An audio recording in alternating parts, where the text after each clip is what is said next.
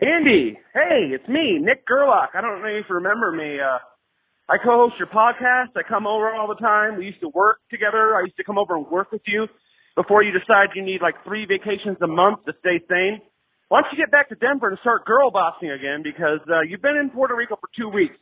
Every time I get on Instagram, it's you and the Cocuzzas drunk off your ass doing something ridiculous. For being on vacation, you still sure on Instagram 9 hours a day. So come on, let's get back to your grind culture grind. Andy, I'm lonely. I'm bored.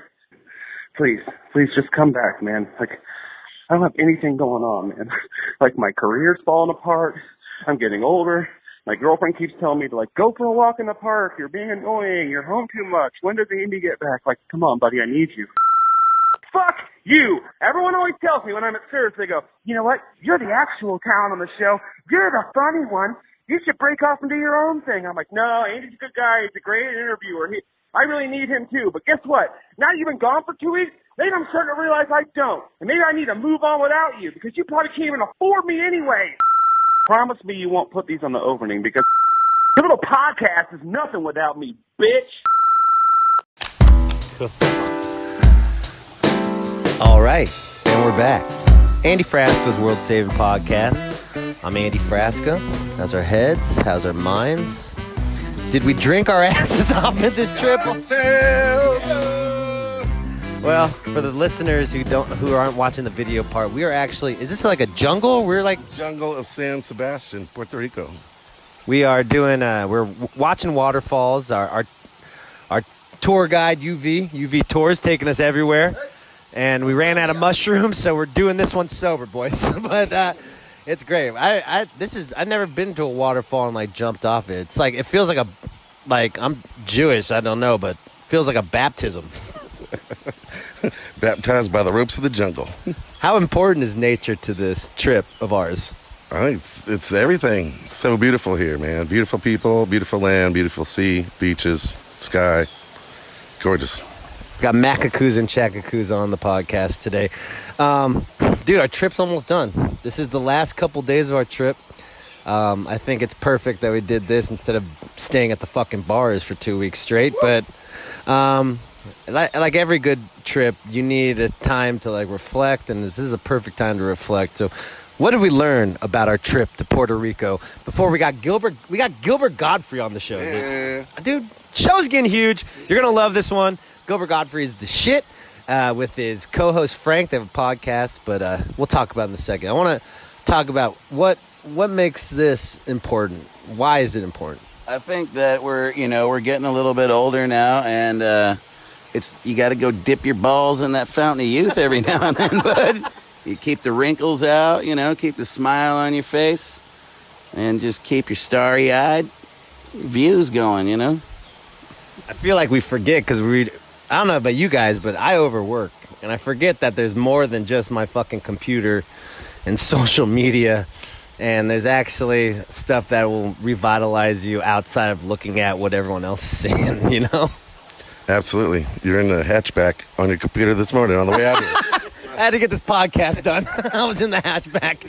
Yeah, we were on a Jeep, and I had to finish the podcast, so we didn't have room in the van, so I sat in the trunk and did some work.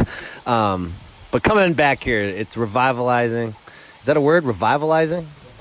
Revitalizing. UV, get over here. I wanted to say hi to our tour guide, UV. Greg Brown moved here. Tour coach, UV. Let's go. UV Tours. Sit here. Sit right here. How important is Puerto Rico to you? It's my life now. It's where I live. Made it my home. I hated leaving here so much. I wanted to make it always come back here. So this is my home. How many times have you done this tour, brought people over to this tour? I'd say probably around 20. And you still don't get old of it? No, it's revitalizing every day, right? Yeah.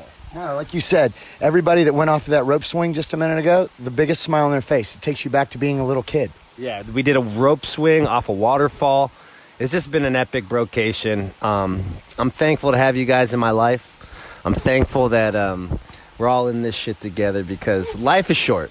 If we can't enjoy the little things with the people you love, then why are we doing this, right? You hear that water, people? Amen. You hear that water? Amen. Hallelujah. The fountain of youth. So we're going to enjoy Gilbert Gottfried. It's just a big old bro hug. Give me a hug, bros. Come here. This is fucking. Come here. Hey, we're really out here, guys. We're really bonding over here. Oh, yeah.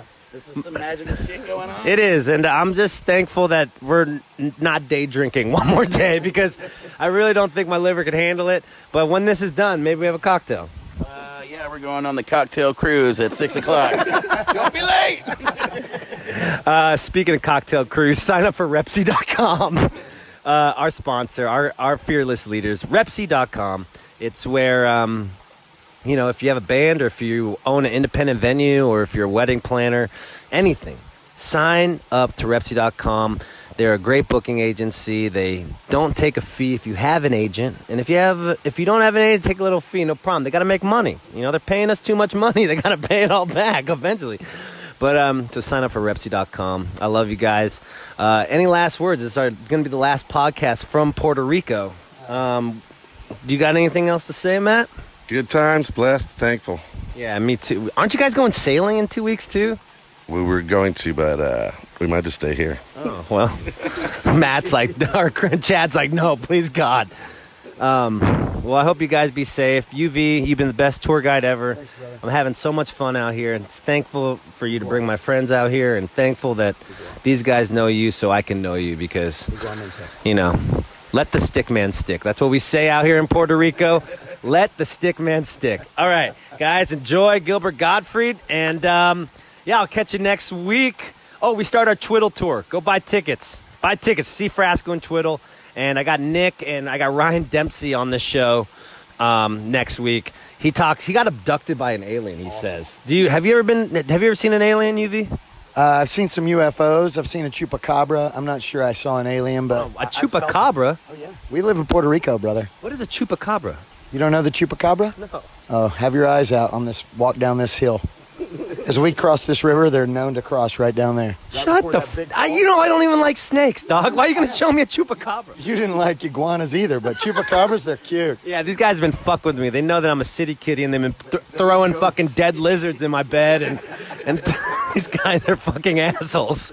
But stay safe. Find your beach, however they say that, or find your waterfall, find your bliss. Go chasing waterfalls. Yeah, like TL. Well, don't go chasing waterfalls. Let them chase you, right, boys? Yeah. Hell yeah.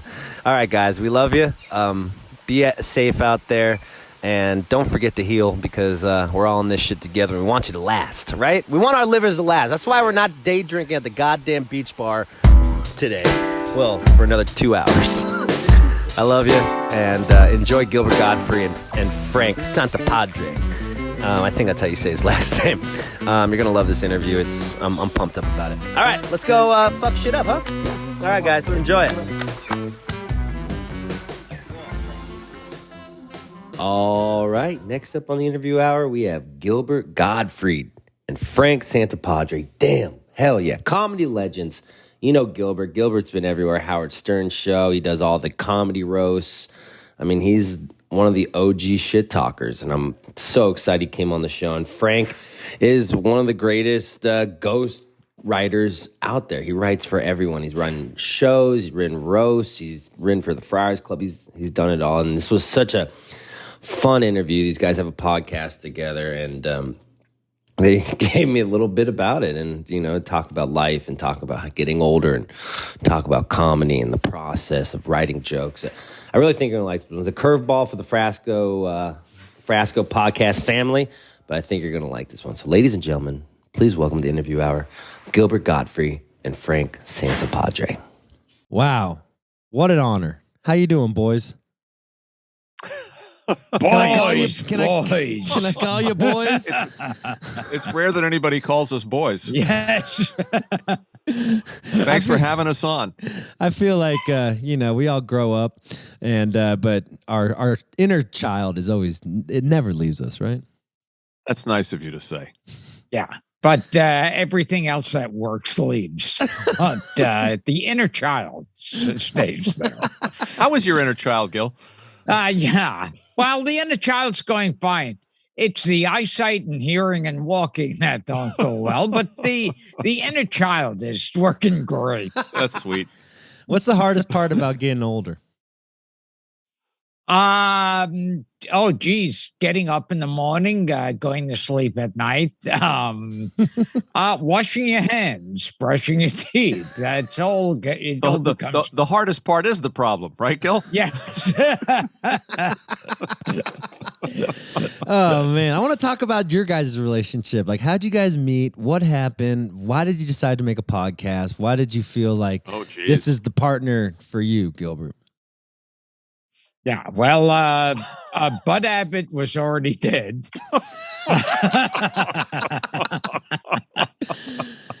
and only by 50 years. Yes, and I couldn't get in touch with Duke Mitchell. Andy, I'll write you a check for $100 if you know who Duke Mitchell was. Oh, I don't know who Duke Mitchell is, but I'm just gonna laugh good. because You're this better is off. amazing. Who's Duke Mitchell, Gilbert? There used to be a comedy team of Duke Mitchell and Sammy Petrillo. And Sammy Petrillo was a frightening, absolutely frightening exact copy of the young Jerry Lewis. Yeah, Oh you know God. Jerry Lewis and Dean Martin were a team, right, Andy? Yeah, yeah, I know that one. Well, these were two cut rate guys who came along to basically fool people. I mean, with bad Sammy ad sight. Petrillo fooled people. Yeah. Duke Mitchell was like, a real poor man's Dean Martin. yes, a starving in the street man's Dean Martin. Yeah, and they basically did a ripoff act of Martin and Lewis until I guess they got a cease and desist, right, Gil? Yeah, it's like I think they didn't even get a cease and desist because they made a movie, Bela Lugosi meets a Brooklyn gorilla. This is all true, Andy. Are you serious? Yeah, Bela Lugosi, was actually in it to show how bad his life was going. And so they did this, and at first it looked like they were going to stop it, like Hal Wallace from Paramount was going to put a stop. And then when he saw what a piece of shit it was and how talentless these guys were, he said, just forget it. They'll fall apart on their own. So your listeners should Google Duke Mitchell and Sammy Petrillo. Yeah. It'll be rewarding for them. You won't be able to tell the difference between Jerry Lewis and Sammy. It's frightening. Isn't that show business, no? Like, people just rip people off until they get a cease and desist. I guess.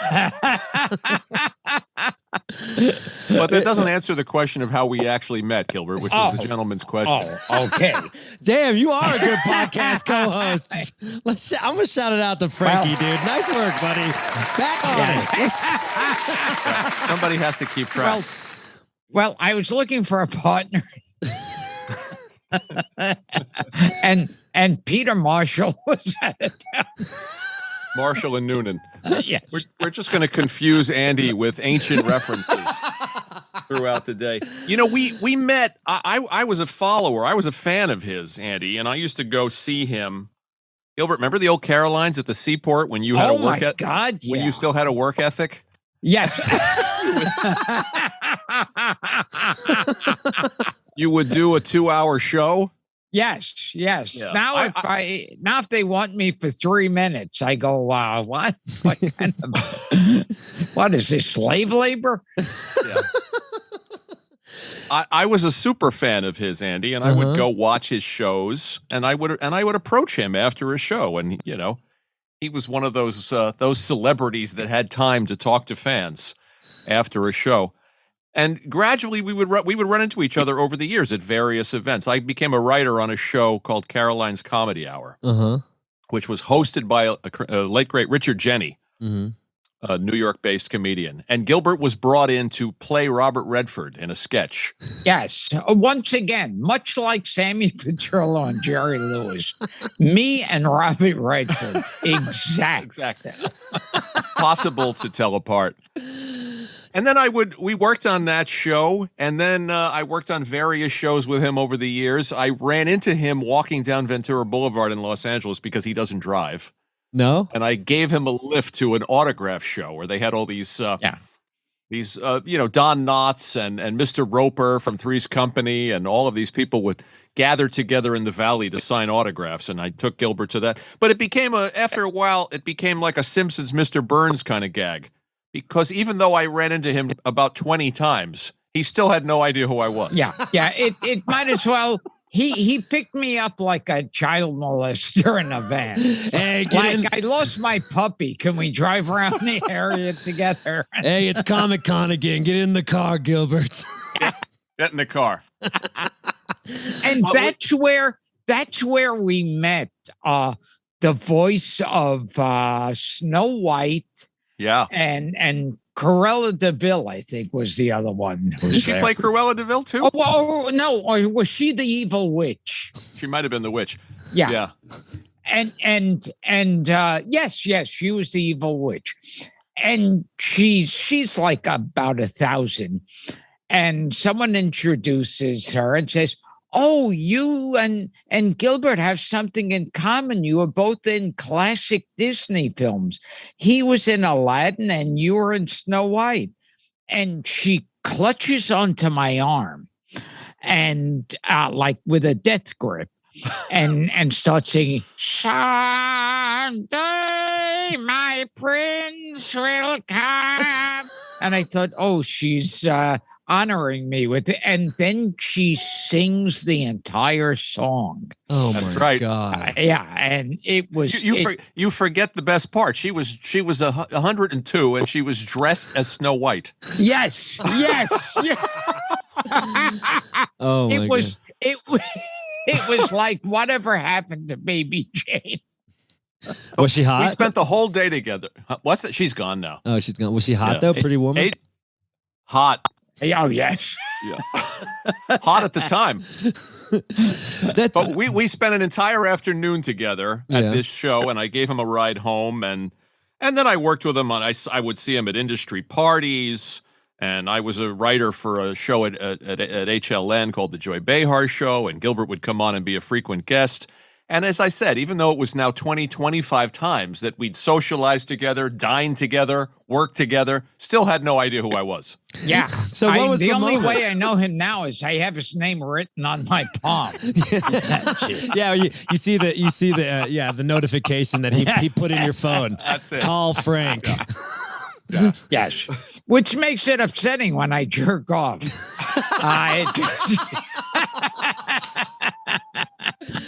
Oh, you got to draw a little. You should draw a little Senor Wences face on there. Yes.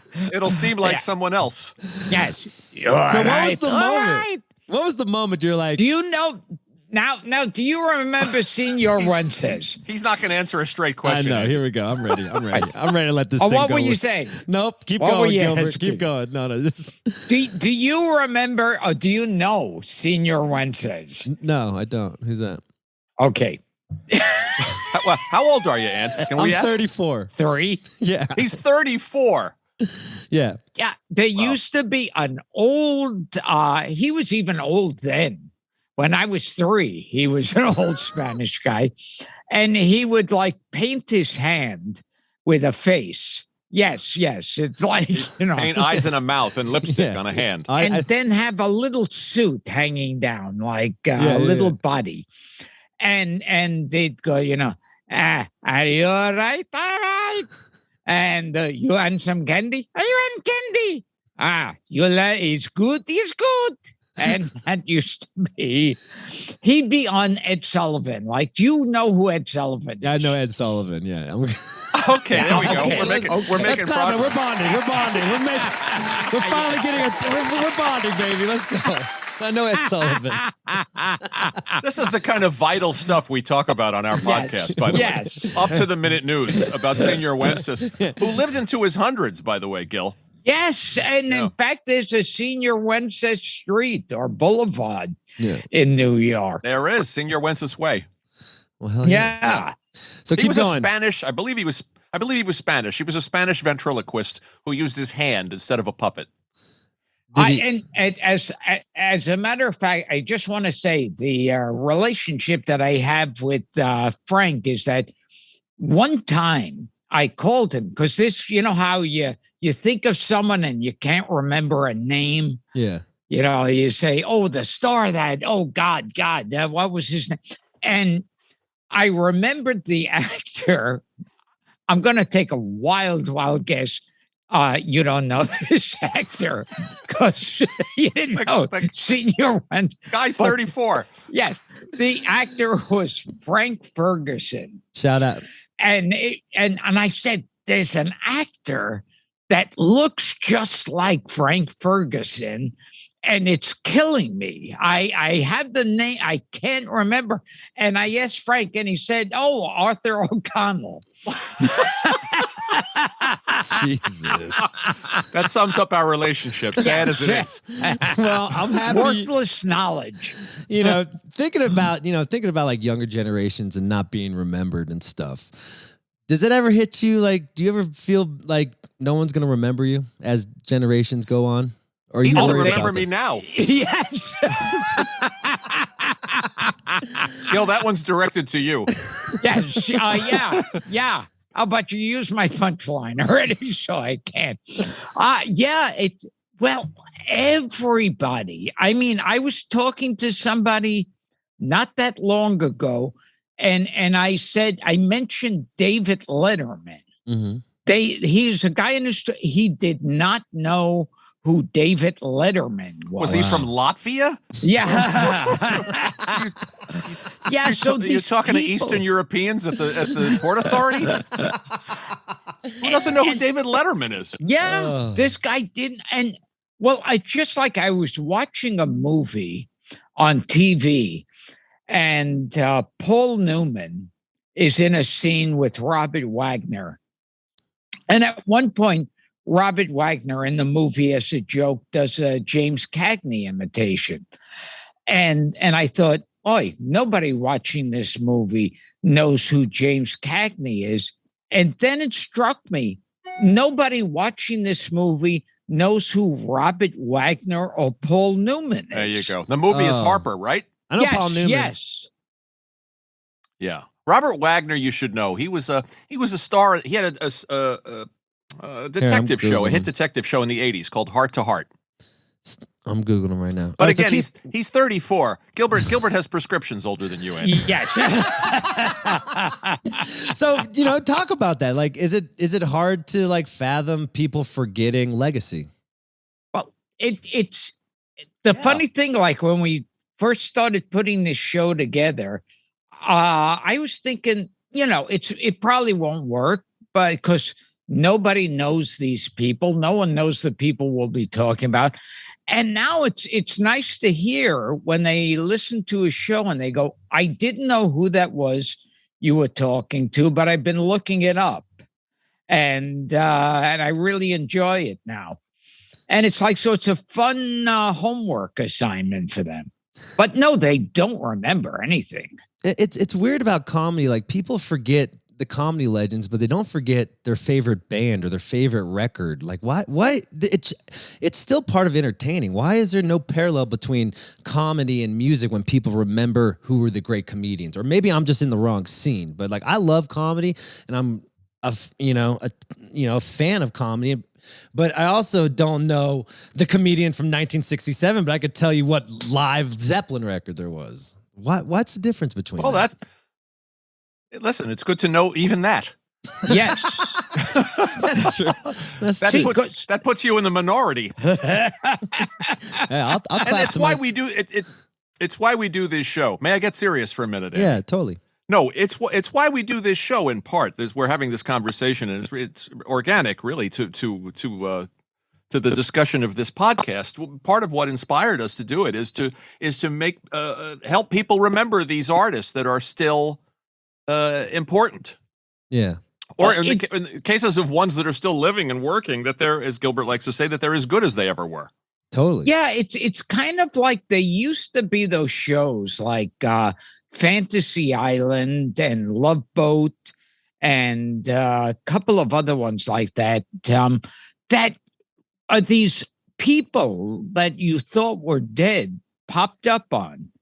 And you thought, oh, I enjoy seeing them again, and they're still good. And but like the world has forgotten about them. Right. That was really, as much as anything, that was the inspiration and the motivation for doing this show. And also, we're historians in a way. We love old show business. Right. So we wanted to bring it back. We wanted to reminisce about it and be nostalgic for the stuff we love, but we also wanted to have an excuse to pick the phone up and call these people and thank them. What was the acknowledge them for what they gave us? What was the most memorable one? We're up to 400 now. Wow. Let's fucking go. Man. Let's go, guys. Let's fucking go. Yesterday I actually called up because it was his birthday, Neil Sedaka. Oh, yes. I know Neil. And that was a great episode, just sitting across the table from Neil Sedaka.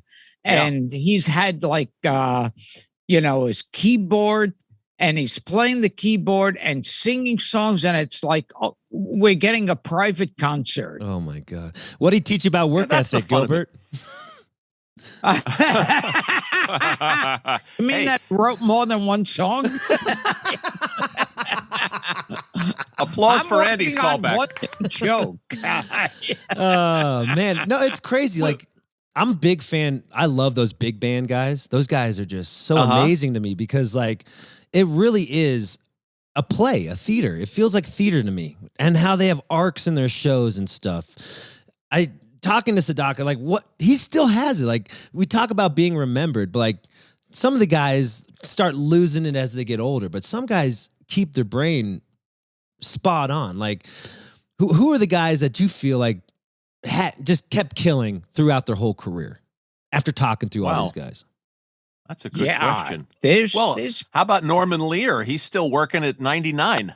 Really? Yeah, I mean, he's still taking meetings and setting up TV shows, and Dick Van Dyke is going strong. I mean, these guys, he's still dancing. He danced on a TV special recently. He dances. He remembers everything.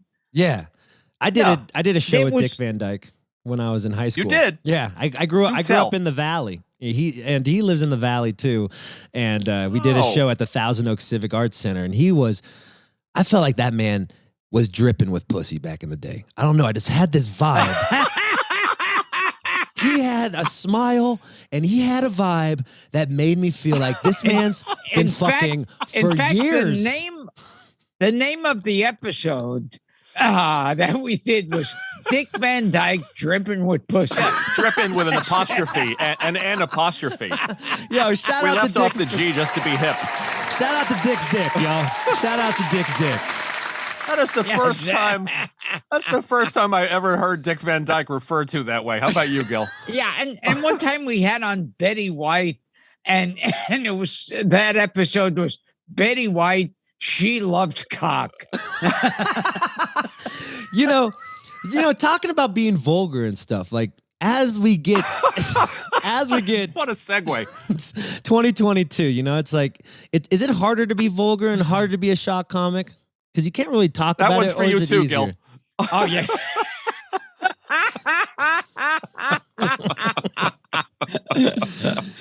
Is it harder to be vulgar? It does. It hasn't stopped me. Sure. I mean, you've been in controversy a bunch, Gilbert, and no one, like, which one do you feel like you regret the most? None. Hell yeah. None. If it's funny, I'll regret something if it doesn't get a laugh. Yeah. I'll remember like doing something and go, oh boy, that one bombed. But not if it's like offensive. It doesn't bother me. What was your favorite one? So you I don't know. Oh, well, I remember one time when Pee Wee Herman got arrested. Do you remember that? Oh yeah, hell yeah. Yeah, he was 11. I was 11. Yeah, that was prime Pee Wee for me. That was prime Pee Wee. Yeah, he was masturbating in a porn theater, and I went up on. I was a presenter at the Emmys, and I said, if Pete, that I sleep better at nights knowing Pee Wee Herman's locked up. If masturbation's a crime, I should be on death row. And after that, they put on a delay because they were able to bleep it. in LA, but they couldn't bleep it in New York. And after that, I think I'm responsible for them putting a delay on the Emmys, and I'm very proud of that. Very proud. It's just something to be proud of. Well, let's clap to that too. Gilbert. Is your next question, why haven't we had Pee Wee Herman on the podcast? Yeah, I mean, are you going to resolve it? Are you like? I don't think we have to answer that. Are you going to be like the Oprah of the podcast scene? Just start bringing like you start calling in everybody. Oh God, that's pretty amazing, Gilbert. What about you, Frank? Anytime you ever written a screenplay or something and just didn't hit like you thought it would? Oh my God. Well, yeah, a couple in the days when I was writing screenplays in LA. Yeah. I'm not really so much a screenwriter. What are you? Most of them didn't hit. I'm a joke writer. I write really for comedians. Oh, really? A ghost writer and a writer of comedians for award shows, roasts, events. I was always wondering. Talk show panel. I was always wondering about that. Like, does it like do you have to take your ego away out of it? Plenty of jokes that didn't land, by the way. I bet. How much time you got? We got as long as you give me. But it's like, being a ghostwriter, I think about this as a musician. So I want to think about it now, like the guys in Nashville who write all the big hits for these guys who take all the fame for the hits. Does it ever, do you have to like take your ego out of it when you're writing a joke for someone, or do you truly enjoy hearing your joke being said by someone else? Well, of course. I mean, you do. I guess, like the songwriter, listening to the completed record when the comic nails the joke, it's very rewarding. My ego's not that involved in it anymore because I'm not a performer. I really didn't have a desire to be a comic, so I've made a nice living writing for other people. It's pretty amazing. I don't have too many complaints, but yeah, when it comes out just as you intended it, it's a beautiful thing. There's as Gilbert knows, there's an art and a construction to a joke, so it can be musical. Yeah, will you mind telling me what your like basically construction of what a good joke is? That's hard to answer. Yeah.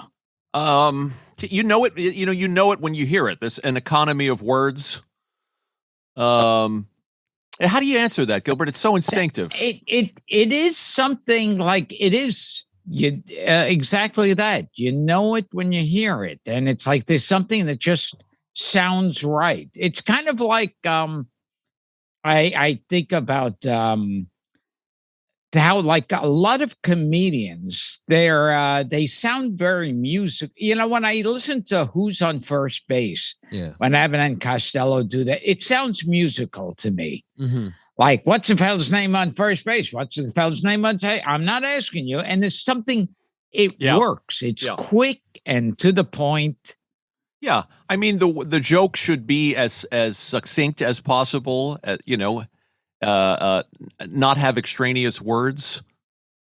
So the biggest challenge for me isn't necessarily the construction of the joke. It's writing jokes and then fitting them to different people's personas. Yes, that's because what a joke that Gilbert does is not necessarily going to be a joke, that Bill Maher can do, right? Or Chris Rock or somebody like that. There's because their jokes have to be funny. Absolutely, he doesn't hold himself to any standard. Hey, I've given up. They're still trying to get a laugh. What was the biggest bomb, Gilbert? Basically everything since I've started. Do you mean a performance of his or like a joke that bombed? Yeah, performance. Like, did you ever feel like throwing in the towel some days? One time I was at an outdoor event. I don't know if it was a radio, one of these industrial things where they hire you where there's no reason for a comedian to be there, but they hire a comedian. And I remember these big hedges outside. And somewhere I figured when I got to the end of my show, it was bombing so badly. And God knows I'm not an athlete. I climbed over the hedge rather than walk around. Oh Yeah. my God. You're It like, was, I'm yeah. fucking out of here.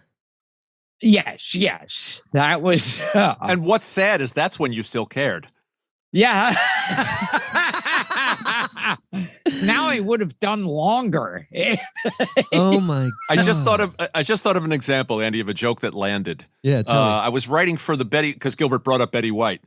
I was writing for the Friars roast of Betty White. Yeah. Maybe 15 years ago, and I gave a joke to Joy Behar, and the joke was Gilbert, you know this one. Yeah. And all the jokes were about Betty's age because she was pushing 90 at the time. Still hot, And the FYI. joke was still hot. Yeah. I would have made The love joke with was her Bet- at 90 for sure. Just Yeah. Just keep it 100, but keep going. The joke was Betty White's vagina is so old and so dry there are still Jews wandering in it. That was the joke. And it landed very, very well. And Betty, there was great pleasure for me in watching Betty react to it because she laughed harder than anybody in the room. Oh my God. So when you cook something like that up the night before and you're sitting there with a legal pad and you're just brainstorming and then you see it come to three-dimensional life the next day or 2 days later. Yeah. That is pleasurable. Tell me That's about rewarding. that. Oh my, tell me about Friars. You guys did a lot of stuff with Friars Club. Oh yeah. Well, he did more than I did, but I wrote a bunch of them. Oh my God. Please tell Yeah. me stories about this. And like, it feels like it's true Rat Pack style, like for comedians. Like what was the craziest shit you were getting into out there? Because it seemed like it was just a party all the time. I wish.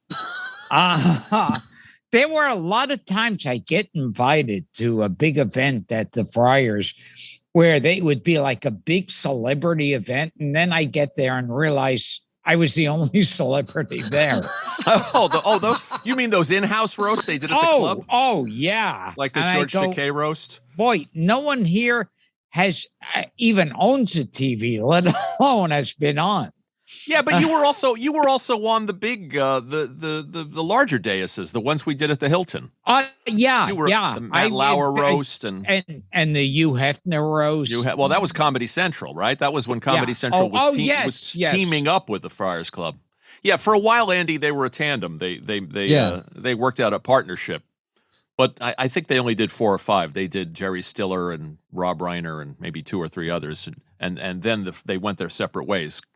And then they moved on. So have you ever like roasted? Yeah, Gilbert was on a bunch of those Comedy Central roasts, of course. Yeah, you were. Those are the best ones. And like, so tell me about Friars Club. Was there cocaine? Were there women? Like, give me the back end stuff. Okay. I wish to God. The only drugs there were heart pills. Yeah, a lot of Lipitor. Yeah.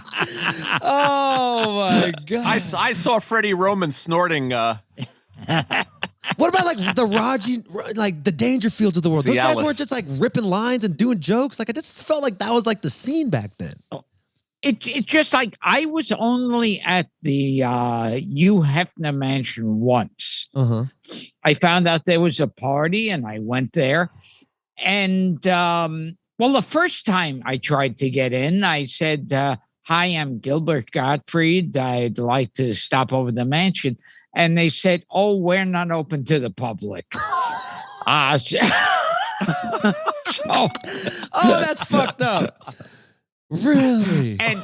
And so finally there was one where they knew who I was and they allowed me in. And also I was like, I did see like there were some girls there with body paint on. So I'll give that. But as far as I was waiting for it to be like one wild orgy, which I think in Hef's days when he was younger, I think it really was like a wild, illegal orgy. You were about 25 or 30 years too late, Gil. Exactly. Or you could have been James Caan.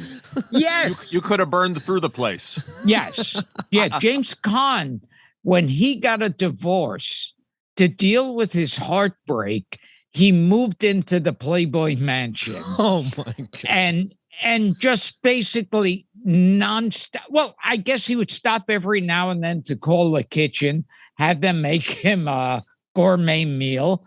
eat that, get his energy back, and then Keep and it I going. heard also he would have his son with him, who was like 2, and he would say to the son, "Hey, you see that redhead there by the pool? Tell her daddy wants to talk to her." The perfect wingman. I never saw cocaine all the years I was at the Friars Club, West Coast and East Coast, Andy. I never saw anybody doing any cocaine. Well, bummer. It wasn't what you think. All right. Man, I went to the Friar Club once. I never saw someone getting up from their chair. As Jeff Ross used to say when he looked around the room, I've seen younger faces on cash. It was not a young crowd. Tell me like your relationship with Jeff Ross and how I feel like he's really inspired by your style of comedy. What was it like him growing up and like meeting you and you meeting him? Did you think he was good at first? Did you think he was shitty? Like, give me some of that. Give me some of that. What did you think of Jeff in the beginning years? Yeah, that one's you, Gil. Oh, okay. He sucks. Fuck him. Oh, wait. Are we still on? You've slandered James Caan. Now go for Jeff Ross. Yeah, no, Jeff Ross, I kind of hit it off with right away. He was one of those people. What'd you see in him? What'd you see in him? I don't. Probably at a comedy club or something. And yeah, no, I remember. We've hung out a few times. Jeff is. I've worked with Jeff a bunch of times. He's one of the to give him his due. He's one of the best joke writers in the world. Yes. Right. Yeah. And I remember one time we had him as a guest on the podcast, and I remember I was walking to his apartment, and on the walk over, I thought, "Oh, damn it! Why didn't I think of it before? I should have thought of having him roast the show, having him roast the podcast." And then when I got there, I said, "Look, I know it's too late, but you don't think you could roast it?" And he goes, No, I need time to prepare." And I said, "Okay, fine." And then I introduce him and completely rips the show to shreds. He did, I think, twice. Yeah. About and 2 different it was occasions. hysterical. Yeah, very funny man. I mean, like, and like us, he's a fan of old comedy. He's a student. Yes, Right. he grew up around stuff. all of those, Burl and all those guys. He has and the same loved them. affection we do.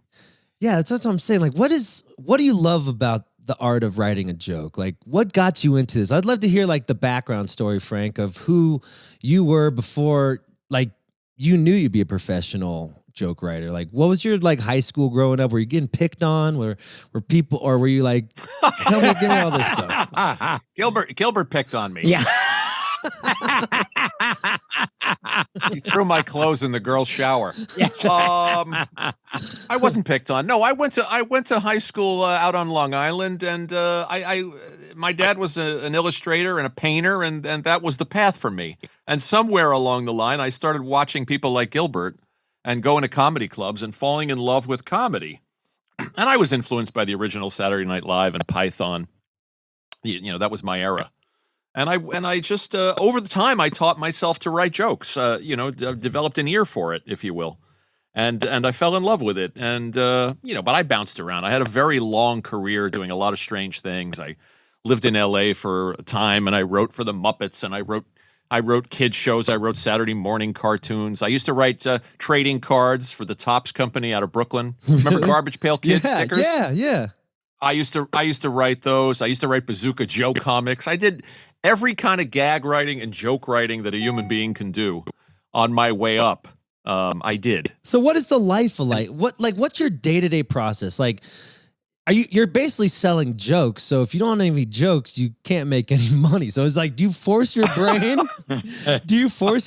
To like, I have to write? Like, is it like a something, or does it come to you? Like, do you, for music, for me, like sometimes I think of it as an open vessel. Sometimes the vessel's open and we can make these beautiful art pieces, but sometimes the vessel isn't open and you have to just keep playing with it until the vessel opens. Is the same process with joke writing? It's a discipline. I'm sure Gilbert would tell you the same. Somebody gives you an assignment, an award show, or roast, or I used to write for comics that would sit in on the news segments with Robin and Howard on the Stern Show. Yeah. And I wrote jokes for Howard for a short time. That you have a window of time to do it, and and your topics, or where you want to go, and once you've been doing it as long as I have, they just come. Yeah, it's amazing. You're writing in the voice. I mean, it helps to have an understanding of where somebody's coming from, to understand their psychology a little bit and their persona and their voice a little bit, and then it's a job of matching, writing what you think is funny and putting it in their words. What about like when you're doing roast? I've been doing it so long, I don't think about it. It's funny. It's like, because you mentioned music, and whenever I have a composer on the podcast, I always ask them that too. It's like, where do songs come from? Yeah. Because to me, it's like I have no idea. Like, how did this music come to you in your head? How does that happen? Do you write music, Andy? Yeah, I write music. I'm in a band. We do 250 shows a year. So I'm on the road 10 and a half months a year. I've been doing that for like 15 years, and I write all my own music. And I scored a Judd Apatow film about Gary Goldman, the Great Depression. Sure, yeah. Yeah, Goldman. Oh, so you must know Mike Bonfiglio. Oh, Bonfiggy, dude. I love Bonfiggy. He's the dude. He's the best. Oh, hell yeah. He's a fan of this show. Well, shout out to Bonfiglio. What's up, buddy? Shout out to the talented Mike. And Judd's been on with us, too. Yeah, Judd's amazing. But like... Good gig for you. Congrats. Thank you, sir. Yeah, but Gary Goldman, he's all about that focus. And he's like, I think he's one of the best writers out there. And but he was telling me he thinks of it like an athlete, and you have to train your brain into, I'm going to work today. I'm putting on the pants, and I'm going to write a joke. Even if it sucks, I'm just going to write jokes every day until I get better.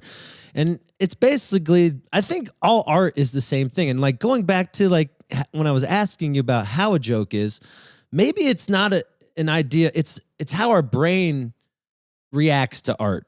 Because you said like it's like music when a great joke happens, where it's just the flow is right, the beat is right. Maybe that's a brain thing. It's hard to analyze, because you have people who do a kind of a structured joke. Yeah. With a setup and a punch. And then you have somebody, let's take Gilbert, for example. Gilbert, a stream of consciousness bit, like your Ben Gazzara bit with the UFO. With the flying saucer. You couldn't teach anybody to write that. You couldn't stand up in front of a comedy class and say, here's how we're going to deconstruct this, because it's so specific to your mind and your sense of absurdity. And it's funny, it's like when I was doing a show in England, and they wanted to kind of make some of the references I had more, that people would get. In England, they wouldn't really get Ben Gazzara. And they said, well, who else could you say? And I remember thinking, no, to me, it's got to be Ben Gazzara. Because there's something funny about saying Ben Gazzara. Yeah. But what about that joke? Tell Andy your joke that you used to do in your acts, and I'll just give you the first couple of words of it, which was, I wonder if people in the Middle Ages used to walk around. Oh, yeah. Remember I did a whole bit about Nostradamus. I still do it. I don't throw anything. Is that away. the Chachi bit? Yes. Yeah, right. And because Nostradamus also predicted one day Henry Winkler would have his own show. And back then it was the 1400s. People were like, Winkler, Chachi, I could see, but Winkler, not so much. Oh, okay. Sure, Chachi, of course, Chachi. But Winkler, I don't. Now, if we dissected the frog, as they say in comedy, which kills the frog, he's combining the absurd. He's combining a modern reference like Chachi. I can't believe I'm doing this to you. Like Chachi and Henry Winkler with the Middle Ages. And what makes it extra absurd is that the people in the Middle Ages sound like old Jews from Brighton Beach. in his Winkler, I could see. But how do you explain that? I mean, it's just funny because it's so married to him. It's so married to his persona. Yeah. Nobody else, which is why people don't steal from Gilbert, because nobody else in the world could sell that. Right. It's just like there was a comedian years ago that I loved when he would pop up on TV all the time, and that was Charlie Callis. Mm-hmm. And he'd make faces and do these weird sounds, going and all this, and I thought, boy, I makes me crack up, and I thought, how can you tell a person like, oh no, there's this guy, he looks funny and he makes these weird sounds, and it's like there's no way of explaining it. It's pretty. That's it. Yeah, it's pretty amazing. It's kind of like music, I guess, because like we're basically ripping off the same 4 chords everyone else has, and we're adding in a different interpretation. That's right. It's just like an Abbott and Costello in there. Who's on first base? There's one part he goes, I'm a good catcher myself, and Abbott goes, so they tell me. And I think I crack up when he says, so they tell me. No way to explain why that's funny, but it's funny. The joke I was referring to, by the way, Gil, from your act wasn't it? I wonder if people from the Middle Ages used to walk around. People in the Middle Ages, in the 1400s, people were walking around going, "This is a long time ago. This is now. This is why do they sound like New York Jews? A while ago." Right, because everybody in his perspective does. Yes. But that's an absurdity. That's a that joke is. Some people I guess would call it Dadaism.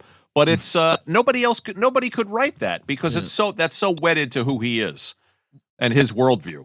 How hard was it to write jokes for Howard Stern? I did it for a very, very short time. And it was just jokes based on the news. Yeah. Based on the day's news. I think he had a brief flirtation with looking at jokes from writers. Again, the same as it is for everybody else. You're capturing a persona and then trying to write from their persona and a primary emotion, whatever that is. I mean. It's ghostwriting is basically you're putting on the costume of the person and you're just making them sound cooler. Well, you're trying to make yourself laugh. Yeah, obviously, totally. But I would go ahead. Because I'd be thinking about like, what if like someone hires you to be a ghostwriter and it's just not. They're more offended of the jokes you're saying. Has it ever happened to you guys? What was the question? Like when you're writing a joke for somebody and like, or if you're roasting someone and like, has anyone ever sidebarred you? Like, hey man, that was actually pretty fucked up. Yeah. I can't think of a case. I mean, I don't want to use any names in this case, but I wrote for a famous politician who did a joke that backfired. Yeah, he was a presidential candidate. And maybe the story will suck because I'm not giving you specifics. But the joke backfired on him in a big way. It can happen. Yeah, that's crazy. What about? That's pretty fascinating. Politicians. I mean, I feel like they're like the toughest skin because they're getting ripped on all the time. But I guess they're pretty sensitive. It's an inexact science, Andy. Yeah. It really is. Insecurity is weird. I was always, going back to Howard Stern, Gilbert. What happened? What happened with you over there? Why did that stop working out? Yeah, Gilbert. Yeah. Eventually, they catch on. What happened?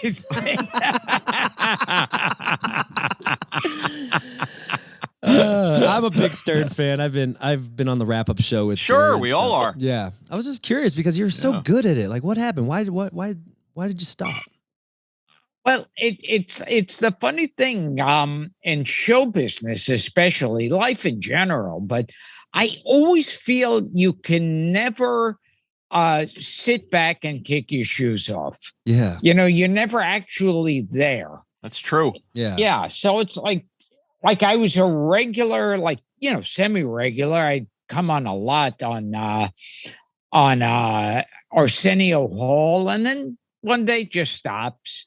Because you know there's a conversation somewhere in the producer's office where they're going, yeah, we've had Gilbert on a lot. Yeah. As a matter of fact, how about a break from Gilbert? Bringing back Charlie Callis. I actually remember hearing a story. Somebody, the producer was talking to Johnny Carson. And one of them said, oh, well, I don't know. We could have Charlie Callis on. They goes, we've had him on enough already. Oh. And that ended it. Did you ever watch the Larry Sanders Show, Andy, on HBO? Yeah, I loved Larry Sanders Show. That was wonderful. I think it's a lot like that. Talking about great joke writing, there's a scene where Janine Garofalo played the booker, the talent booker on that show, Paula. And Gary Shandling's character, Larry Sanders, is looking at the index cards on his bulletin boards to see which guests are coming up. And he pulls off a card and he says, now this is what I'm talking about. Who's Michael Chiklis? And she says, he's the commish. And he said, no, I was doing my impersonation of America. Who's Michael Chiklis?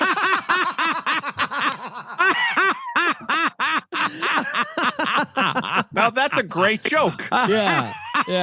I don't know which writer wrote that joke. Paul Sims, maybe the showrunner, somebody. But that's spot just on. A perfect. Yeah, it's a perfect joke for the perfect character in the perfect situation. And it's kind of spot on with how fucked up the music industry or the entertainment industry is. Like, we want to go with what's comfortable and we want to go with what's bigger, but we're not taking risks on new things anymore. Does that make sense? We're not developing artists. Absolutely. Yeah. You know? That's how do you develop? I feel like there's no A&R anymore in the development of being an artist. It's just like you either get good or you don't, or you have to be this sidebar. Like, is there like it's like a new age developing is like, does that make sense to me? I'm trying to. I don't know. With me, I feel like the exact second I thought I had show business kind of figured out, it all changed. What happened? And it's like, now I don't know how show business works. Like, I don't quite understand, like, oh, this is on this channel, but it's not, like in my mind, if you were to say to me, like, name two stars, I'd go, I don't know, Tom Cruise and Julia Roberts. Yeah. But now there are people like on the internet who like, come on, they put on things where they squeeze a blackhead or whatever, and they're much bigger. What channel is that? Yeah. I watch it. Get my pen. I watch it. Yeah. Is that the Blackhead channel? Yeah. And I've spoken to comedy club owners who say they book people from the internet, and they say they have like maybe 3 minutes of material. Yeah. But the crowds are like, it's a mob scene. Yeah. Are you saying that if you were coming up now, that you would have a different and maybe a more difficult path? Yeah, I don't know. Yeah, because I completely I'm glad they didn't have all this, because I'd be scared if I would have recorded any of my me on stage years ago, because I thought, I don't want the way I was then, like totally unprepared and inexperienced, to be all over the place. Now it is like that. Mm-hmm. Yeah, now this assumes that you're prepared now. Yeah. Right. Yeah, I mean, but isn't that what the charm of why people liked you, Gilbert? Yeah, but I mean, it was like just, I don't know. You know how you look back at stuff you did years ago and you go, oh God, cringy. How did I think that was any good? And it's like, now that would all be around. Yeah. So maybe it's a blessing in disguise. Yes. No video was taken when, because I was thinking about that too, with how people are. I'm not gonna call it. I'm sick of calling it cancel culture, but it's like how people are reacting to stuff that you said 20 years ago when it was appropriate. I talked with my buddy Todd. You know Todd Glass? comedian. Sure. That's one of my funny guy. What's one of my close friends out in the comedy world. And he basically he set me up with like Gary Goldman and stuff. And he was, he has this thing like, it's about evolving. It's like we evolve all the time as humans. Why can't we evolve our speech too? Well, that's interesting. What Have do we you guys evolved think? at all, Gilbert? No, not if you watch my act. If you watch my act, we haven't even discovered fire. Oh, it's so funny. I used to see Todd Glass at. I used to see Todd at a place. You're in L.A. Are you L.A. based? I live in Denver now, but I grew up in L.A. Yeah. Oh, you're in Denver. There used to be a club on Robertson in L.A. where you could go see Todd Glass. I can't think of the name of it. They used to do that. Beth Lapidus used to do her show there. Right. But Todd always fantastic, always killed. Yeah, great, and a lively, energetic performer, physical. Do you think the art of like the lively comedian is dying? Does that make sense? Do you feel like is there a lot of lively comedians these days anymore? I don't like a Kennison, a Glass, like new age comedians, like who are really just. Are there like that or?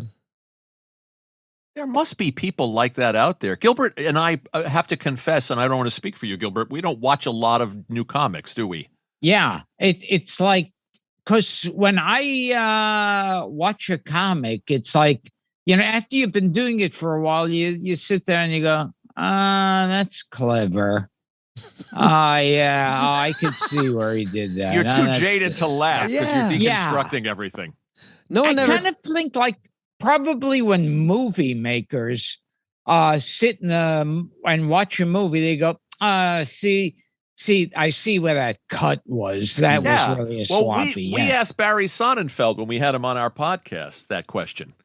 Is it hard for you to lose yourself in a movie because you're looking at the strings? Yeah. The whole time. Yeah, I think with comedy, Gilbert's right. That happens. That joke is that. Well, you've heard this. They say the way a comedian laughs. He says that's funny. Yeah. Well, I think there's something to it. You get you're too close to it, and you just. Is it a question of us not loving the art of it, or is it the question of us being defeated by the actual music industry or the art industry? Maybe we're just question. Yeah, I remember one time I was working on something, either a movie or TV thing, but we were all at a bar restaurant afterwards. And on TV, there was like, a chase scene and some cop show. And there were the stunt guys were watching that going, you see that move they made? That one again. And it's like, I'm just watching a typical chase scene, but to them, they know each trick. Yeah, but I'd hate to get too jaded. I mean, I saw Ricky Gervais's last stand-up special. I loved it. I love Patton Oswalt's last special. Yeah, I mean, it's still. I mean, great comedy still works for me. I'm still happy to see it. Yeah, and I'm still impressed by the talent of this. I love Eddie Izzard. I love Billy Connolly. I love so many people. I don't want to. I fight hard to not get to that place. Do you regret not where I'm just analyzing? Yeah, that would be no fun. I know. It's like I do that too all the time. Like sometimes I can't enjoy going to my buddies' concerts because I'm thinking about, the front man could have been in the crowd or the guitar player could have took a better solo. I'm like, if I would have thought about this when I was like when music wasn't my occupation, it was just my hobby, and how I never took music for granted back then, I would have kicked myself in the face for thinking like this. I think, going back to my first question, when we get older, it's like, maybe that's it. We're just fucking jaded. And maybe that's why we don't want to keep inspiring ourselves. Maybe that's why we need to I'm going to pump you up, Gilbert. You're going to fucking do this, buddy. We're going to get you funny again. We're going to get you funny. You're going to be fucking legendary at this. We're going to get you back to fucking loving comedy again, Big Daddy. Hell yeah.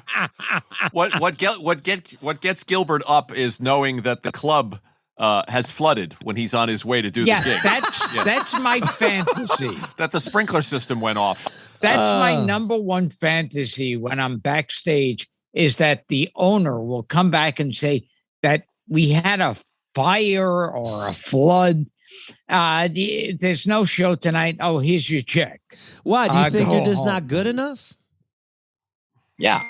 I don't know, but I just enjoyed one time, just recently, I was supposed to do 2 shows in the night, and they said that they screwed up in their advertising and only advertised it as 1 show. So the other show, they were, all the tickets were for one. And he says, would you mind terribly? We'll pay you for both shows, but if we canceled one of them, you'll do 1 show. And I practically came in my pants. Oh, you're like, Oh God. yep, I will take that. I will take that offer. Yes, no problem. Yes. If he could do a cartwheel, he would have done a cartwheel. Yes. How important is money to you guys? Again, that's you, Gil. Yeah. I like it, and the more the better. Did it? So I don't want to bring. I know you probably talk about this all the time, but because I never get to have you guys on the show, or never thought of have you guys on the show. I've had to ask you, did it break your heart when you didn't get that Aflac money anymore? Get the what? Get the insurance Aflac money. money. The money. Does that break your heart? Break your heart when that check stopped Broke coming his wife's in? heart. Yeah. Oh, my wife. Any penny. I'm not kidding. That's it's heartbreaking. But what'd you learn from that experience is what I'm trying to say. Nothing. That's the sad part about it.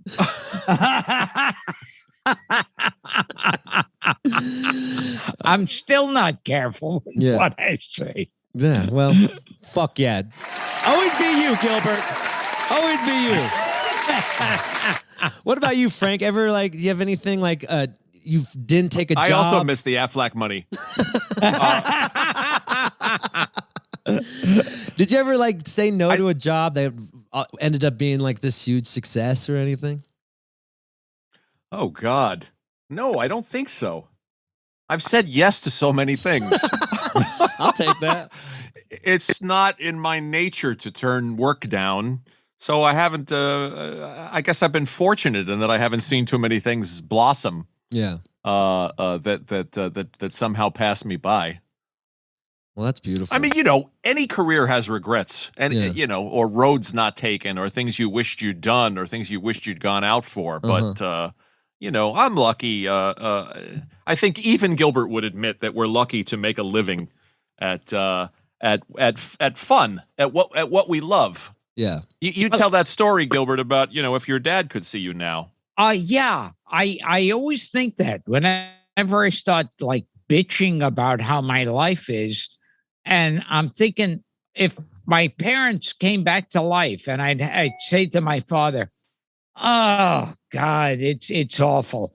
I get paid this amount of money to get on stage and tell a couple of jokes." Yeah, it's really, and I'm talking to someone like him who got his hands dirty. Yeah, and it's so yeah. When I think about that, I think about what I'm making, what I'm doing. It's I go up, I make some faces, I tell some jokes. It's horrible. So what's triggering? Yeah, I think we're grateful. Yeah. And another thing that I always remind myself is all the years that I was just kicking around on these nightclubs where you waited around, no money if they just put you on stage. And there were people for years that I saw coming in there, and I bump into them at every club.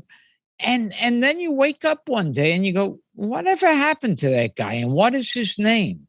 And it's they disappeared. Yeah. It's crazy. What if it's also, it goes back to, is it the anxiety that's rooting us to never be satisfied? That's why we're jaded.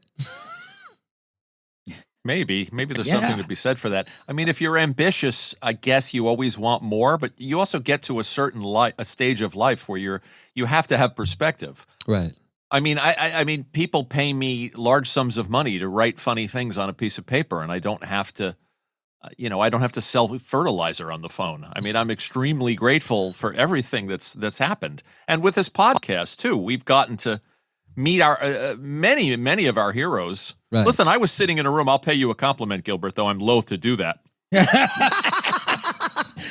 I was sitting in a room, Andy, with two of my comedy heroes, with Gilbert and the great Stephen Wright. Yeah. And I was sitting between them in this little studio, and the two of them were going back and forth. And it was a pinch me moment for me. I thought, well, I'm just a kid. My parents didn't go to college, and I'm just a kid from Queens and Long Island. What the hell am I doing in this room with these guys? These magicians. So I always have perspective about it, and I try. This sounds corny, but I do try to find the gratitude in it. Yeah. It's been a wonderful ride. Well, I'm here to pump you up, Frank. Frank, thanks. You are good enough. You are powerful. You deserve to be in that fucking table, Big Daddy. You are just like those greats. And I swear to God, you. If you treat yourself bad like that, I'm coming over to your house in L.A., wherever the fuck you live, Frank, and I'm going to pump your ass up. All right. Sorry. All right. Keep going. Sorry, Frank. Yeah, but it's like with me, I always remind myself what happened to all those comedians that I saw every single night who just seemed to have fallen off the earth. Yeah. And always thinking, what would my parents think if this is what I'm bitching about? Yeah, it's true. It's true. I always think about that. I think you're never too old to be a little starstruck either, too, and just right. and like I said, because I'm talking about gratitude. Even Gilbert, for all that he's achieved, and he's in a movie with Eddie Murphy and Aladdin, which was a very big thing for him. Gilbert, I'm speaking for you again. Yes. But going back to Dick Van Dyke, we had Dick Van Dyke on the show, and Gil was like a kid in a toy store with him. Yes. He was like, oh, what am I doing here with Dick Van Dyke? It's like sometimes you meet those people, you go where like, well, wait a minute, this isn't a real person. Right. How is he walking around in real life? This is a guy on TV. That's And aren't you also thinking I'm a kid from Coney Island and what the hell am I doing here with Dick Van Dyke? Yes. Oh, exactly. So. Well, I'm try to have perspective. I'm thinking the same thing. What the fuck am I doing here with these two comedy legends? I'm just a dumb musician. And when I talk to you, I think, what the fuck am I talking to you for? That's sweet. It's mutual. Guys, thanks for being on the show. What'd you say? Andy, this was fun. Dude, thank you. So where can they find your podcast? Gilbert? Oh, Gilbert Gottfried's amazing, colossal podcast, and you tell them wherever fine podcasts are sold. It's on Apple Music. It's on SoundCloud. Go to gilbertpodcast.com. Mm-hmm. Our site. We're on Instagram. We have 1 million Facebook pages. Yeah. We have a Twitter account. Gilbert has a Twitter account. We're unavoidable. Well, thank God. And I'm on. I also do cameos for video shout outs. Go to cameo.com/Gilbert Gottfried. Dude, I'm telling you, I'm on Cameo too. It paid my mortgage. So shout out to Gilbert making that money, baby. I know you charge a lot. Make that money, Gilbert. Pay that mortgage, Big Daddy. Pay that mortgage. This is the only way I get applause like that. He's a podcast host with an applause machine. You have to appreciate that. Guys. Andy, we appreciate you asking us on. No, you guys are the shit. I got one more question. We talk about memory, and we talk about, you talk about why you started your podcast to keep these legends that you love in the ears of the generations of now. That's the reason. So let's ask you, what do you guys want to be remembered by? Boy. Oh, boy.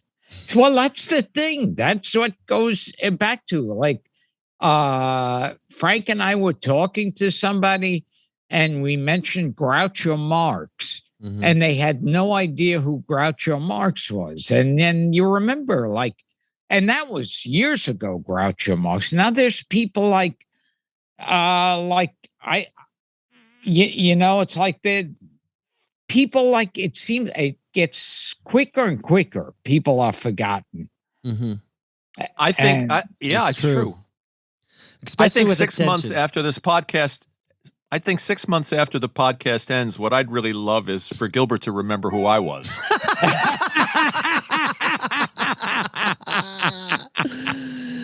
He evaporates into the night, and he's like, "Fuck I you, expect it to Frank." come full circle.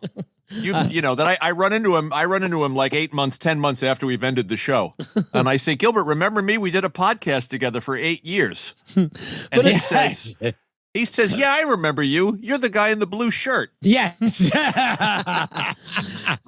Frank. In all seriousness, though, with your legacy, you're such an amazing writer. What do you want to be remembered by?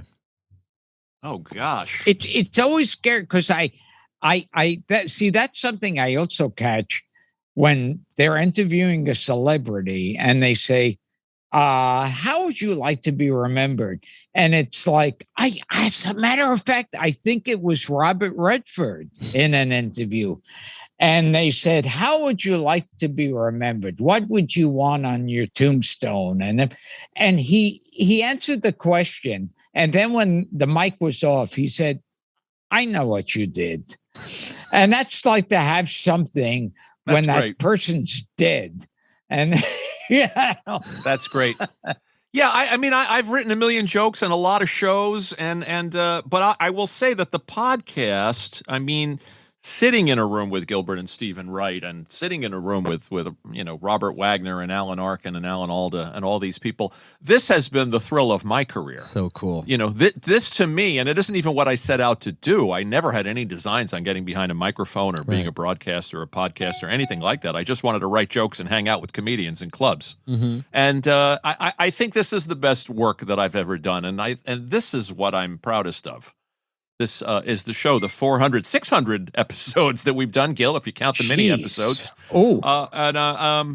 And there's been some interest. We've been approached by some people who've talked to us about acquiring the show and archiving the show and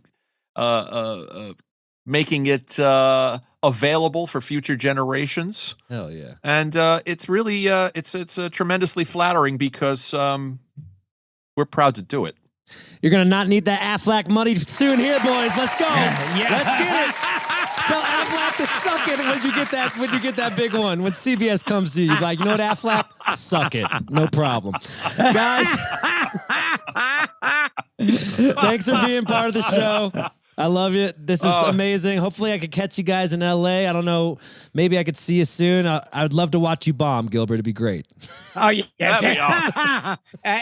Anytime I'm on stage. Wait a second, you can Eddie. Watch that. He's in Florida. I'm in New York. You're in Denver. How are we catching each other in LA? Oh, then perfect. I play in New York, and I'm playing in Florida. I'm just going to find your houses on Yahoo. I'll just come over. The addresses are on there. Drop by anytime. Well, guys, thank you so much. Keep inspiring people. Thank you. Thank you so much. This is amazing. Thanks, man. And I hope you have a great day.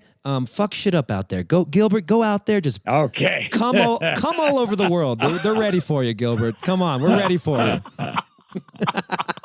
Have a good one, guys. Thank you so much for being part of the show. Thank you. Later, guys. Later. Bye. Bye. Wow. Gilbert Gottfried and Frankie. That was amazing. I was like a kid in a fucking, what did they call that? Kid in a candy store. Thank you guys for being part of that. And all right, I'll catch you on the tail end.